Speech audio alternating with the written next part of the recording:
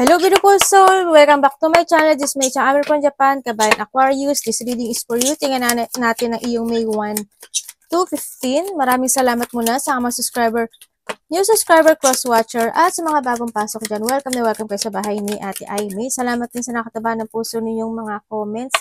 At sa mga nagpa-personal reading, marami pong salamat. Kung gusto niyo na energy nyo lang talaga, ang gusto niyo makuha natin, all the details para sa personal reading, ay nasa ibaba ng video na ito. This is a general reading, hindi mo ito personal reading. Kunin mo lang ang sayo at itapon ang hindi sayo. Maaring ito is, asa na yun? Is a vice versa. Energy mo, energy ng person mo, alam mo, balibo pa.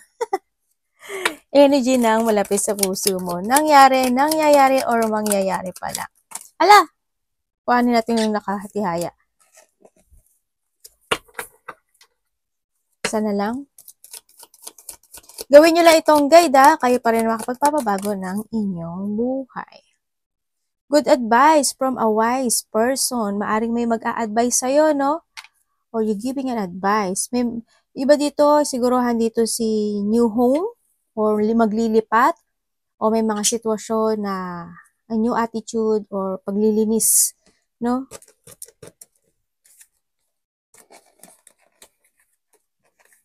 Maaring, when it comes to new attitudes, halimbawa, hindi yung sitwasyon na may mga babaguhin ka when it comes to yourself, ganyan. O kaya, ikaw yung magbibigay ng advice at babaguhin mo yung pag-uugali ng malalapit sa'yo. Halimbawa, anak mo, pamangkin mo, ganyan. Huwag ganyan, dapat ganito. Dapat you need to understand yung mga ganun, no? O kaya, yung iba dito is baka maglinis kayo ng bahay or change ng bahay o tirahan. O yung transformation nga, a change for a better. Yung magkakaroon ng pagbabago sa'yo. Congrats! O baka iba dito, there's a married, no? O kaya also, handito yung commitment to change, no? Sa nakikita ko dito, baka may mga changes, maring, also this sa transformation butterfly eh. Baka may mga magta-transform o may mga magbabago na sa buhay mo, no? O sa sitwasyon mo this time. So nakita ko dito, maaring sa married, yan, maaring kung magkakaroon ng separation or magiging in a good term na kayo, either separation or good term or yung mga, or halimbawa, yung nasa sadness ka, ngayon, this time is makaka-move on ka na, yung mga ganyan. Any situation na magkakaroon ng pagbabago sa buhay mo. Also, iba dito is a married, also commitment din kasi ito eh.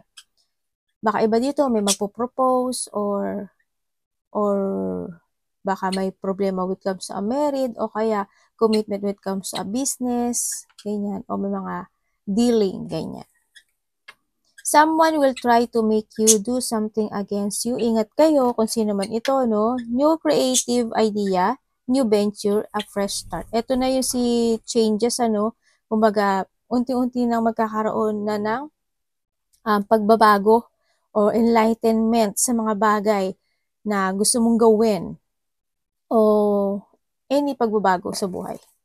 December, kung ano man itong December na to, 12 days, 12 hours, 12 weeks, 12 months, or by December, maaring malapit sa puso mo is birthday, o kaya naman, handito si December is maaring may mga,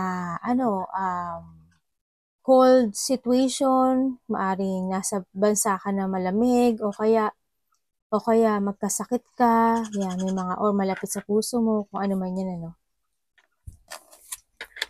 Good fortune, as I say, good fortune. Congrats kung saan man yung mangyayaring malaking magbabago sa buhay mo. Kasi the sun also is a successful situation to eh.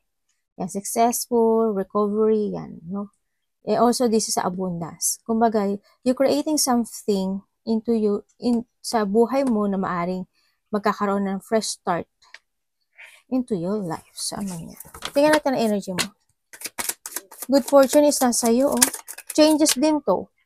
Diba, kapag yung, si Beetle, diba, kapag nagbabago yung, yung mga weather, diba, lumalabas sila, may panahon. Yan, maaring ito is panahon mo para dumating na sa iyo ang blessing, more on blessing and changes na nakita ko dito. Energy ni Aquarius.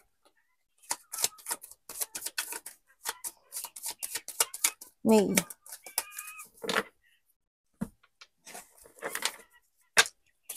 Ano po inyong sabihin? Ang energy mo this time, ang arte ko, no? Ano po to? Tapos na to, universe?